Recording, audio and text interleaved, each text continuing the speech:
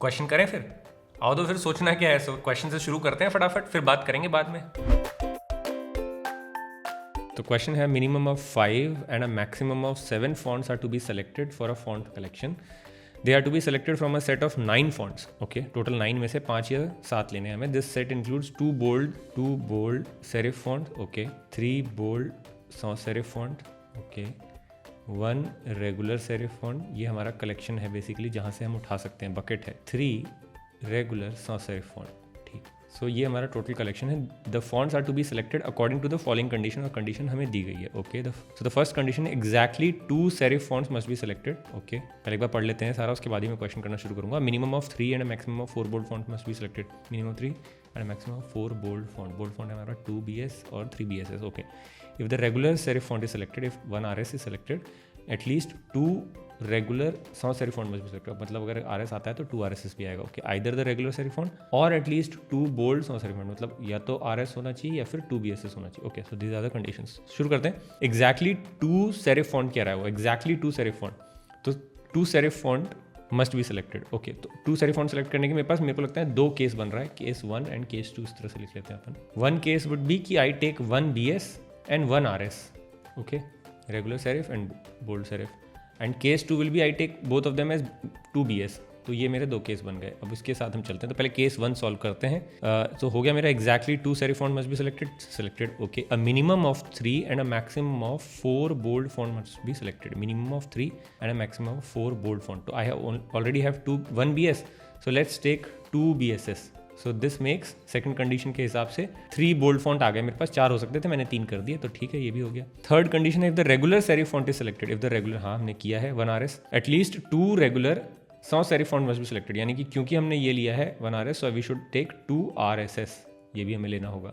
लिखा हुआ है if the regular serif font at least 2, तो मैंने 2 ले लिया, 3 नहीं लिया अभी पूरे, ठीक है। फोर्थ में लिखा हुआ तो मेरा थर्ड भी मैंने ट्रू कर दिया। फोर्थ में लिखा हुआ either the regular serif font, या तो हमारे पास रेगुलर RS हो और एटलीस्ट 2 BSS हो। एटलीस्ट मतलब दो से ज़्यादा भी हो सकते हैं, लेकिन एटलीस्ट 2 तो होना ही पड़ेंगे। तो या तो रेगुलर सेरिफ ही रहेगा या तो 2 BSS रहेगा। यानी कि इन दोनों में से या तो 2 BSS या 1 RS में से कोई एक ही हो सकता है, दोनों नहीं हो सकते यहाँ पे कलेक्शन में। तो अगर मैंने ऐसा कर दिया तो फिर मेरा पहला ही कंडीशन फॉल्स हो जाएगा, क्योंकि अगर मैं RS नहीं हटा सकता BSS रखने के लिए, तो इसका मतलब ये सिचुएशन ही फॉल्स हो गई। इसका मतलब इस कंडीशन पे हम काम ही नहीं कर सकते। इसका मतलब ये फॉल्स हो गया फर्स्ट कंडीशन, फर्स्ट जो केस लिया था मैं, यानी कि 1 BS 1 RS वाला। इसका मतलब शुरू से करना पड़ेगा। एग्जैक्टली 2 serif फॉन्ट जब हमने लिया था तो we will work with 2 BS वाला case only.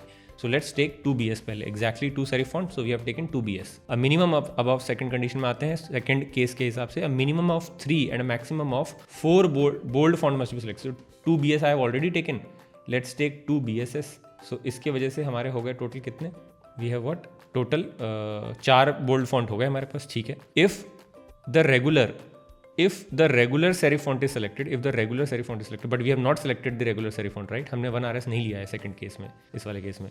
So at least 2 regular sans serif font, तो हमने लिया ही नहीं है तो उसकी जरूरत ही नहीं है। तो ये कंडीशन अपने आप ही ट्रू हो गया, because we have not taken RS। Fourth is either the regular serif font, okay, तो हमारे पास नहीं है रेगुलर serif font, और at least 2 bold sans serif font must be selected. Yes, we have taken 2 BSS, और वो कह रहे थे 3 BSS भी हो सकता था ये, लेकिन मैंने 2 BSS से काम चलाया तो हो गया। इसका मतलब मेरे इस वाले केस में, इस वाले कलेक्शन में सारी कंडीशन सेटिस्फाई हो चुकी हैं, यानी कि 2 BS plus 2 BSS।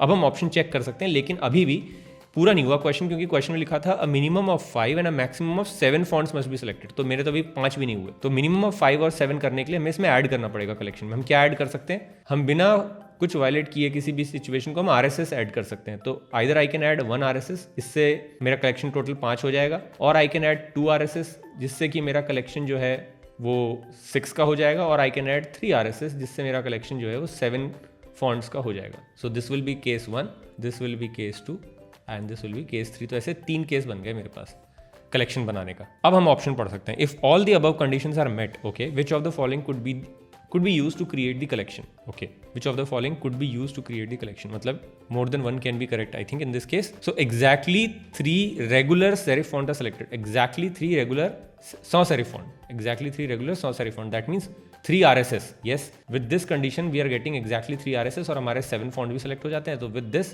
we are getting A as correct. बिल्कुल सही है। Option number B says exactly 1 regular font is selected. Exactly 1 regular font. Okay, so with case number 1 we have exactly 1 regular font, तो उसकी वजह से B भी सही हो गया. I hope you are getting what I am doing here. C में है exactly 3 bold sans serif font selected. Exactly 3 bold sans serif font. Exactly 3 bold sans serif font. तो हमारे पास एक केस था कि हम इस BSS की जगह पे 3 BSS भी ले सकते थे. अगर आपको याद हो तो ये लिखा हुआ था ना इसमें, एटलीस्ट 2 बोल्ड एटलीस्ट लगा हुआ था यहाँ पे, तो we could have taken 3. But अगर हम 3 BSS ले लेते तो हमारा सेकंड केस जो है वो फॉल्स हो जाता, क्योंकि उसमें लिखा हुआ था कि मैक्सिमम ऑफ 4 बोल्ड फॉन्ट ही हो सकते थे. Right, maximum of 4 bold font ही हो सकते थे, तो 5 हो जाता है इस केस में. इसलिए हमने 3 BSS नहीं लिया था, हमने सिर्फ 2 BSS लिया था. इसलिए हम एग्जैक्टली सी वाला जो ऑप्शन है, exactly 3 bold sans serif font are selected, ये नहीं हो सकता.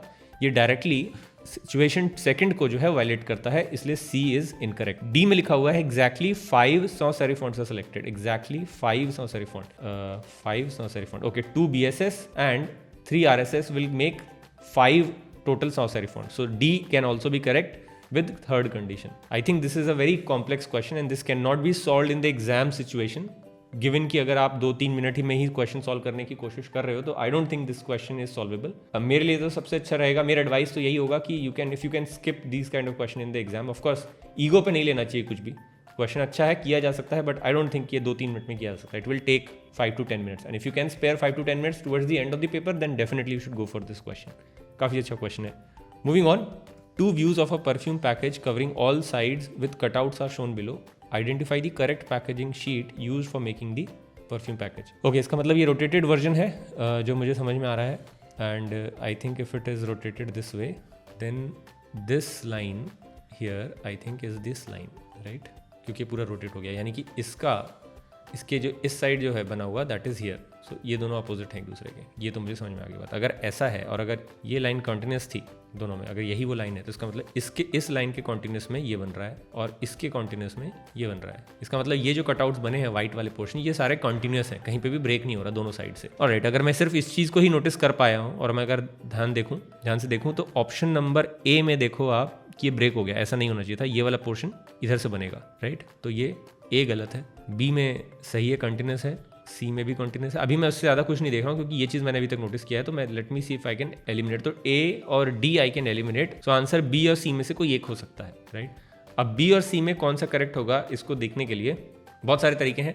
हम ये साइड भी समझ सकते हैं कि कौन से हम इन साइड को विजुलाइज करने की कोशिश कर सकते हैं. और एक तरीका ये हो सकता है कि ये जो बन रहे हैं, ये देख रहे हो आप, ये जो स्क्वायर जो बन रहा है, इनकी जो पोजीशन है चारों में अलग है. Can you see that? मैं इन स्क्वायर की पोजीशन से भी पता लगा सकता हूँ कि which option is correct. For example, जैसे अगर मैं इस वाले स्क्वायर को देखूँ हियर, ये वाला जो स्क्वायर है, ये स्क्वायर इन दोनों के गैप के बीच में आ रहा है, बिल्कुल बीचों बीच आ रहा है. Can you see that? ये इस वाले पोर्शन में आ रहा है ना, वो इधर ओवरलैप कर रहा है ना इधर कर रहा है. Let's take a look at B में. ये देखो बी में ये बिल्कुल सही यहाँ पे आ रहा है पोजीशन, जो हमें मिल गया ये वाला स्क्वायर जो है, और कहीं नहीं है ना, ये स्क्वायर बी में है. ओके, अगर सी में भी है तो फिर हम कुछ और ढूंढेंगे. सी में ये नहीं है, ये नहीं है, ये नहीं है और ये भी नहीं है. तो ये स्क्वायर जो हर बार अलग है, लेकिन जो हमें एग्जैक्ट ये वाली पोजीशन चाहिए, ये पोजीशन नहीं मिल रही है हमें. So that means we can eliminate C as well. बस हमारा बच गया बी आंसर. तो I think B should be the correct answer in this case. इसके अलावा हम और भी ज़्यादा इसको विजुलाइज करके देख सकते हैं, फोल्ड करके देख सकते हैं, बट ज़रूरत ही नहीं है, इसके बिना ही हमारा हो गया क्वेश्चन सॉल्व. क्वेश्चन नंबर 3 है आज का कि from the given option choose the correct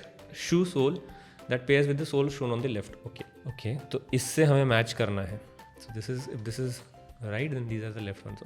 okay, तो हमारे को सबसे पहले तो करना ही चाहिए कि हाफ में डिवाइड कर देना चाहिए, जिससे कि देखने में आसान हो जाए. ये वाला जो होगा वो इसका इधर वाला पोर्शन हो जाएगा, आसानी से हम देख सकते हैं. प्लस मेरे को एक और जो इसमें ज़्यादातर काम करता है ट्रिक, वो ये है ऐसे ऑड वन ऑप्शन में या फिर फाइंड द मैचिंग पेयर, ऐसा कुछ करने में, instead of looking at the question figure, I will take a look at the option figure. इनमें से क्या अलग लग रहा है मुझे, जो चीज़ मुझे अलग लग रही है मैं उसको पहले ही एलिमिनेट कर सकता हूँ. This is what I do generally. वो ईजी पड़ता है. अदरवाइज़ अगर हम यहाँ से देखना शुरू करें तो ए में अगर देखें तो ए में अगर मैं यहाँ पे कुछ देख रहा हूँ तो ये सही है, ये भी सही है. ओके, सही, तो यहीं दिख गया. ए में तो कुछ प्रॉब्लम ही नहीं हुई. ये वाला पोर्शन देखो आप, this is not similar. Can you see that? ये अलग है ए में, जबकि ये बाकी सब में बिल्कुल वैसा ही है. सो that means A is incorrect. ये तो बहुत ईजी था ए वाला एलिमिनेट करना. अब बी सी डी में instead of looking at bar this question figure, I will first take a look at B C D में मुझे क्या अलग लग रहा है, and then I will just match it with question figure कि ऐसा हो रहा है क्या चीज़ उनमें से जो मैंने गलत देखा वो क्या था अलग क्या चीज़ है जो मैच कर रही है क्वेश्चन फिगर से। तो बी सी डी में अगर मुझे कुछ अलग दिख रहा है तो let me find out quickly. यहाँ तक तो इस पोर्शन में तो मुझे कुछ भी अलग नहीं दिख रहा है अभी तक। ओके, ऊपर वाले पोर्शन में ओके, आई थिंक ये है एक तो जो मुझे दिख रहा है वो ये चीज़ है। I don't know if you can see this. ये गैप देखो आप बी में, सी में और डी में। आई थिंक सी और डी में ये सिमिलर है गैप, ये जो मैंने येलो पोर्शन मार्क किया, this is similar in C and D but it is different in B. Now I will check in the question figure कि वो कैसा है। सो क्वेश्चन फिगर में जो गैप है that is similar to C and D but not as B. B में ये बिल्कुल ही पास हो गया ऊपर टिप पे यहाँ पर। सो यहाँ पे बहुत गैप है क्वेश्चन फिगर में, तो B can also be eliminated and A तो मैंने पहले कर दिया था। अब सी और डी में क्या अलग है? ओके, वही सेम, तो ईजी था, मिल गया ईजी। तो जैसा नीचे मिला वैसे ही ऊपर में भी सी और डी में मिल रहा है। अगर आप यहाँ पे देखोगे, so can you see this portion here, ये दोनों में अलग है। कहाँ पे अलग है? ये वाला gap, can you see this gap? ये जो मैंने गैप जो कलर किया है, ये गैप देखो यहाँ कितना ज़्यादा है। I hope you can see, है ना, which is different in C and D. और क्वेश्चन फिगर में जो ये गैप है जो कि है सेकेंड वाले में, which is lesser, so which is it is matching with C not with D. तो I think D can also be eliminated and the correct answer for this one is C. चलो आज बात करते हैं exam के point of view से stationery one should carry in you सीड और सीड एग्जाम। आगे डिटेल में तो मैं बताऊंगा ही, लेकिन एक बात मैं पहले आपको बता दूं कि सिर्फ HB पेंसिल से क्वेश्चन अटेम्प्ट करके भी you can secure first rank in this exam. तो सबसे पहले तो स्टेशनरी को लेके ज्यादा परेशान होने की जरूरत बिल्कुल भी नहीं है। पहला लॉजिक तो ये है कि जितने ज्यादा स्टेशनरी ऑप्शन लेके जाओगे उतना ही ज्यादा कंफ्यूजन होगा और टाइम होता नहीं है एग्जाम में सोचने का, तो अपने ऑप्शंस मिनिमम रखो। नेक्स्ट, ज्यादा different types of pencil carry कर लोगे तो जबरदस्ती यूज करोगे कि भाई लेकर आए हैं तो यूज भी कर लेते हैं, वहीं आप शेडिंग वेडिंग के चक्कर में लग जाओगे। आप तो शेड कर दोगे और खुशी खुशी घर भी वापस आ जाओगे कि फोड़ दिया मैंने तो एग्जाम। उधर एग्जामिनर के पास पेपर पहुंचेंगे एक के ऊपर एक स्टैक होके, एंड व्हेन ही और शी विल ओपन इट तो उन्हें दिखेगा सिर्फ स्मज्ड शीट, मतलब गंदा काम। इसलिए ऑप्शन ही कम रखो अपने। क्वेश्चन में भी ज्यादातर ये साफ लिखा ही रहता है कि यूज ओनली पेंसिल, तो कलर की टेंशन तो वैसे भी लेने की जरूरत नहीं है, एटलीस्ट बैचलर्स में तो नहीं है। और अगर लेके जाना भी है तो कैरी ओनली पेंसिल कलर्स, क्योंकि that will not imprint on the back of the sheet. अगर आपको डार्कर आउटलाइन करने की प्रैक्टिस है तो you can carry 2B pencils as well. बस इससे ज्यादा तो मुझे नहीं लगता कि कुछ और ज्यादा सोचना चाहिए स्टेशनरी को लेके। बाकी इतने होशियार तो आप हो ही कि 3-4 पेंसिल आप पहले ही रख लोगे ऑलरेडी शार्प कंडीशन में, प्लस इरेजर और शार्पनर तो आप रखोगे ही, बस यही और क्या। अगर मैं कुछ भूल रहा हूं तो आप नीचे कमेंट में पूछो and our team and I will try and answer all of them. Yes, you can carry your transparent writing boards as well, but that will also depend on the centre की वो allow करते हैं या नहीं करते हैं। बस यही है आज के लिए। I will come back tomorrow one last time before this year you seed and seed exam.